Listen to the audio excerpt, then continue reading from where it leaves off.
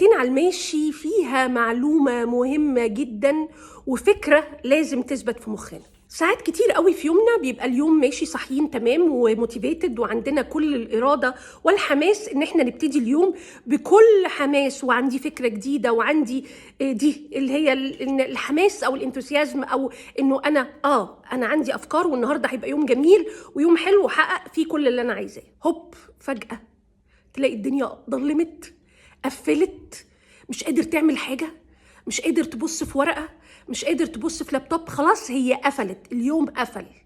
مهم جدا جدا جدا تفهم ايه السبب، لانه دايما في سبب، ما بتحصلش من لله في لله كده، لا دايما في سبب، بس ساعات السبب ما بنبقاش واخدين بالنا منه. هل هو خبر سمعته، تليفون جالك، مسج جاتلك عكننت عليك؟ هل هي حاجه شفتها على السوشيال ميديا؟ هل هي مقارنه حصلت بينك وبين حاجه، بين حد تاني؟ شفت حد تاني فحسيت بسنه غيره؟ شفت حاجه على السوشيال ميديا حسيت بسنه غيره وانك لا انا مهما عملت مش هعرف اوصل؟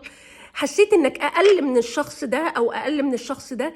في حاجه اكيد حصلت بوظت الدنيا. هي ممكن الحاجه دي تكون ابسط ما يكون، كلمه حد قالها من بقصد او من غير تقلب لك الدنيا كلها. ممكن تكون حاجات بسيطه جدا عكننتك وقفلت لك اليوم. شطارتك وشطارتك انك تحطي ايدك على الحاجه دي مهمه جدا. ليه بقى؟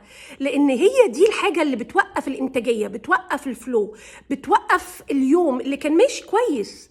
فايدنتيفيكيشن ان انا احط ايدي على القصه دي حصلت ليه والسبب ده ايه مهم جدا علشان تعرف تستخدم نفسك باحسن طرق ممكنه. محتاج تفهم برضو هي الحاجه دي قفلتك قوي كده ليه، يعني ده سر مهم جدا علشان تفهم نفسك اكتر.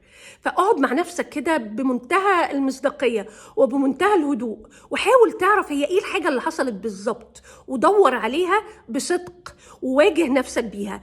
وده هيبقى سر بينك وبين نفسك علشان تعرف ان ده مفتاح ان اليوم يقفل او يفتح. فعشان كده نحط ايدينا عليها ونمنعها تماما من اليوم بتاعنا علشان نزود الانتاجيه ونزود البرودكتيفيتي. سواء الحاجه دي شخص، منظر، كلمه، مسج، تليفون، بلورة الفكرة دي وانك تبقى دايما فاهمها، ده سر مهم جدا من اسرار فهم النفس.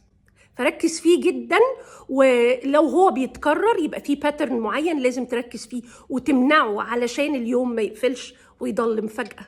تحليل الموقف ده ودراسته كويس هتفيدك بشكل انت مش متخيله.